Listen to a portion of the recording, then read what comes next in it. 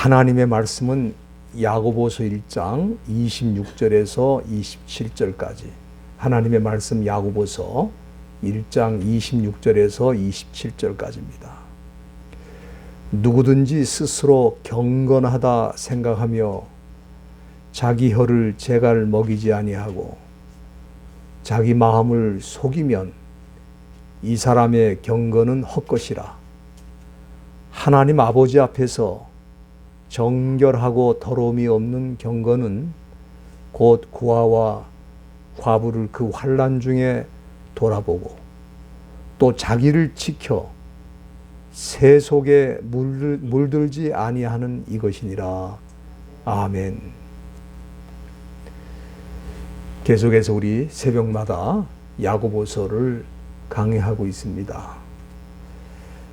이 야고보서는 참 믿음과 거짓 믿음의 차이를 보여주고 있는 책이다. 그렇게 한마디로 정리할 수 있습니다. 그래서 어제는 이 참 믿음은 하나님의 말씀을 듣기만 하고 순종하지 않는 그런 사람이 아니고, 말씀을 들으면 하나라도 실천하기 위해서 움직이고 또 말씀대로 살아보기 위해서 헌신하는 그런 사람들이 참 믿음이다. 우리가 여호수아서 1장 3절에 보면은 하나님께서 여호수아에게 뭐라고 말씀하시냐면은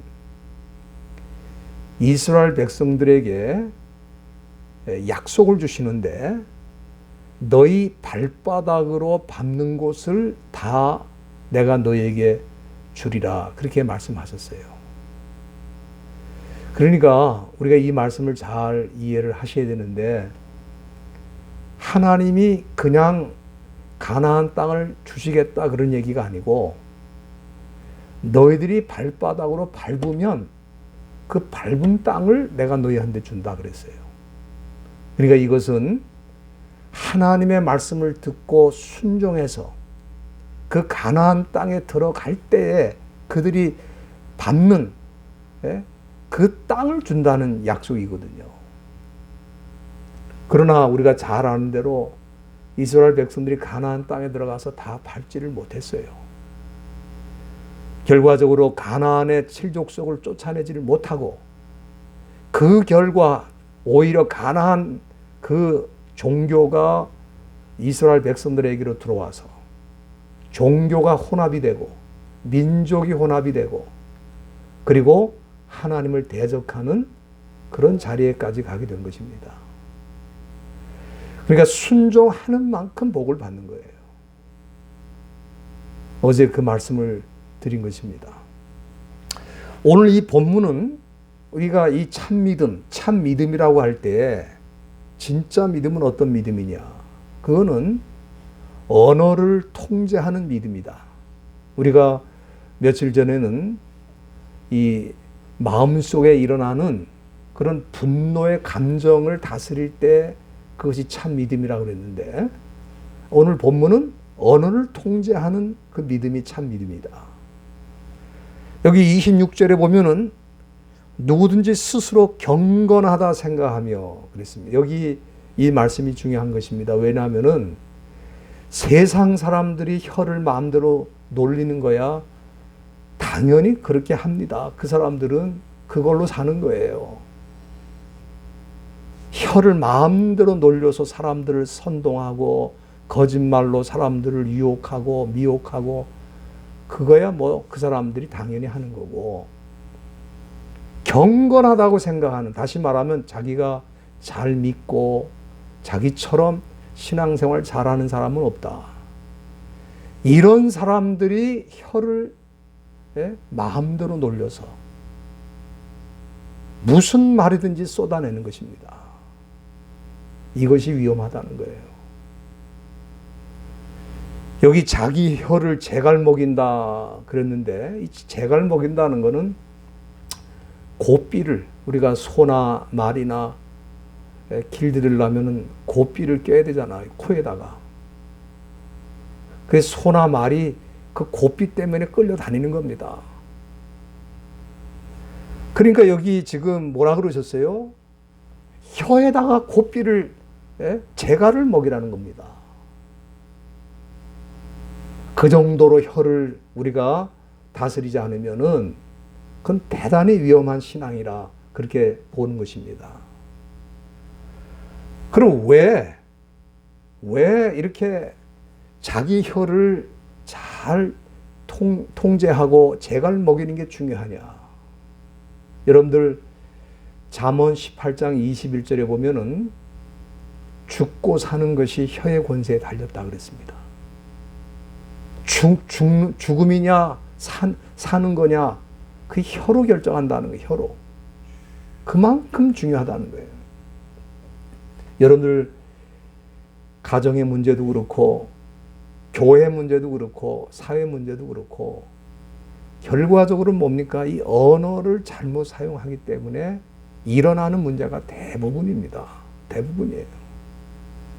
부부가 헤어지는 것도 가정이 깨지고 교회가 깨지고 관계가 무너지고 그 다 언어가 결과적으로 문제를 야기하는 거죠. 그렇지 않습니까? 그래서 유명한 철학자가 언어는 존재의 집이라 그런 표현을 썼는데 그 얘기는 우리가 풀어서 설명을 드린다면은 자기 존재라는 게 결국은 자기가 쓰는 언어다 그런 얘기입니다. 선한 사람은 선한 언어를 쓰는 거고, 그렇죠? 나쁜 사람은 나쁜 언어를 쓰게 되는 것입니다. 우리가 회사나 또 학교에서 학생들을 뽑거나 직원을 뽑을 때에 인터뷰를 하잖아요. 우리가 인터뷰로 그 사람을 다 알 수는 없지만은 그래도 중요한 질문을 던져서 그 사람이 어떻게 대답하는가 보면은 이 사람이 무슨 사상을 가지고 있고 어떤 마음으로 세상을 살고 있구나 하는 것을 조금은 짐작하는 거예요. 그러나 우리가 두고 보면서 오랜 기간을 가지면서 그 사람이 쓰는 언어를 우리가 들어본다면은 그 사람의 인격과 삶을 알게 되는 거죠. 그래서 언어가 바로 우리 존재입니다. 그렇기 때문에 우리가 이 언어를 잘못 사용하고 통제를 못하면 자기 존재를 그대로 드러내는 거예요. 내가 어떤 존재라는 것을. 그런데 여기 이 말씀을 보면은 이 언어를 잘못 쓰는 거는 자기 마음을 속이는 것이라 그랬어요. 여기 26절 중간에 보면 그렇게 말씀했습니다. 자기 마음을 속인다. 여러분들 우리가 그 언어를 잘못 쓰는 것 가운데에는 마음에 없는 말을 하는 것도 그 잘못 쓰는 거예요. 왜? 자기 마음을 속이는 거 아닙니까? 자기 마음 그렇게 도무지 생각을 안 하는데 말로만 그렇게 하는 거는 우리가 한두 번은 그런가 보다 그렇게 이해를 하지만 결과적으로 어떻게 됩니까? 이 사람이 속마음을 감추고 말로만 그렇게 하는구나 하는 걸 아는 거예요. 그렇기 때문에 이 언어라고 하는 거는 자기 마음을 속인다 이 말이에요. 그래서 혀를 재갈 먹이라는 거는 그런 말도 가능하면 쓰지를 말라는 얘기입니다. 그러나 만일 이렇게 계속 이런 언어를 혀를 재갈 먹이지 않고 통제가 되지 않는 언어를 계속 사용하면 경건은 헛것이라 이 사람의 경건, 다시 말하면 이 사람이 믿음이 있다고 하는 것은 그건 다 가짜라 그런 뜻입니다. 얼마나 야고보가 분명하게 진짜와 가짜를 구분하는 기준을 보여주고 있습니까? 그 다음에 두 번째로는 이 참 믿음은 오늘 이 본문에 보니까 약자에 대한 태도로 나타나게 된다는 것을 보여주고 있습니다. 여기 27절에 보면은 하나님 아버지 앞에서 정결하고 더러움이 없는 경건은, 이 말은 참 믿음이라는 말을 그렇게 표현한 거예요. 진짜 믿음은, 하나님 아버지 앞에서 진짜 믿음은 뭐냐? 곧 고아와 과부를 그 환난 중에 돌아보고 그랬습니다. 여러분들 이 고아나 과부는 지금도 어렵지만은 당시 고대 사회에서는 고아나 과부는 그야말로 노예로도 끌려갈 수 있는 처지입니다. 사회적으로, 경제적으로 가장 약자가 고아와 과부들이에요. 그런데 이런 약자에 대해서 어떤 모습을 갖고 있느냐 하는 것이 그 사람의 진짜 믿음과 거짓 믿음의 차이를 보여준다는 거죠. 여러분, 우리가 이 선진국을 보면은 그래도 이 사회가 장애인이나 약자들을 돌아보는 데 있어서는 굉장히 신중하게 접근을 합니다. 여러분들 절대로 장애인 파킹장에다 파킹하지 마세요. 여기는 그 벌금이 무지하게 셉니다. 급하다고 거기다 갖다 놓고, 예? 우리 한국에서 보면은 장애인 파킹장이라고 분명히 써 있는데 멀쩡한 사람이 갖다 놓더라고. 그게 후진국이에요. 선진국은 그렇게 할 수가 없는 겁니다. 여러분들 북한을 보세요. 공산주의가 뭐 말로는 계급 투쟁에다가 뭐 가난한 사람 뭘 돌본다. 천만의 말씀. 여러분 중국이나 북한 같은 나라에서는 장애인 숫자가 통계가 없어요. 우리는 너무 사회복지가 잘 돼 있어서 장애인이나 이런 사람들은 있지 않다, 존재하지 않는다는 거예요. 통계가 안 나와, 아예. 절대로 거리에 가도 장애인들이 돌아다닐 수가 없어요. 그러니까 말로는 그렇게 하지만 철저하게 약자들을 짓밟는 사회가 공산주의 국가입니다. 사회주의 국가고. 그러나 기독교는 이 약한 자들을 가장 존중하고 가장 돌봐주고 그렇게 하는 이 신앙 체계를 갖고 있는 그런 공동체인데 오늘날 우리들이 참 타락을 해가지고 약자와 또 힘없는 자들을 오히려 교회가 누르고 짓밟는 경우도 있다 이 말이에요. 오늘 야고보가 이 말씀을 할 때 왜 그렇게 말을 했겠습니까? 이미 초대교회 안에도 약자들에 대해서 무시하거나 짓밟는 그런 현상이 있었기 때문에 이 말씀을 하는 거예요. 우리가 잠언 17장 5절을 한번 보시길 바랍니다. 우리가 왜 이렇게 약자들을 돌아봐야 되냐면은 잠언 17장 5절에 그 답이 나와 있어요. 한번 우리 구약 한번 다 열어주시길 바랍니다. 이 야고보서와 이 잠언은 연결이 참 여러 부분에서 많이 되는 것을 볼 수가 있는데 여기 17장 5절에 보면은 뭐라 그랬습니까? 가난한 자를 조롱하는 자는 이를 지으신 주를 멸시하는 자요. 사람의 재앙을 기뻐하는 자는 형벌을 면치 못할 자니라. 여기 뭐라 그랬습니까? 가난한 자를 조롱하고 만약에 짓밟으면 그건 누구를 멸시하는 거예요? 그 사람을 지으신 창조주 하나님을 멸시하는 거라 그랬어요. 우리가 장애인이나 약자나 힘없는 사람들을 짓밟는 거는 그거는 하나님을 짓밟는 거라 이 말이에요. 이렇게 강한 겁니다. 기독교는 이렇게 강하게 약자들을 존중하고 돌아봐야 될 것을 요구하는 그런 종교입니다.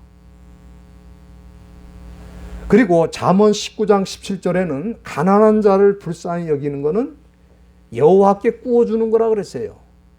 이게 참 놀라운 말씀이죠. 우리가 당연히 가난한 사람들 불쌍히 여겨야 되는데 그런 사람들을 불쌍히 여기면 하나님 앞에 구워주는 거라는 거야. 다시 말하면 누가 갚는다는 거예요? 그거를 하나님이 갚아준다는 거예요. 그거를.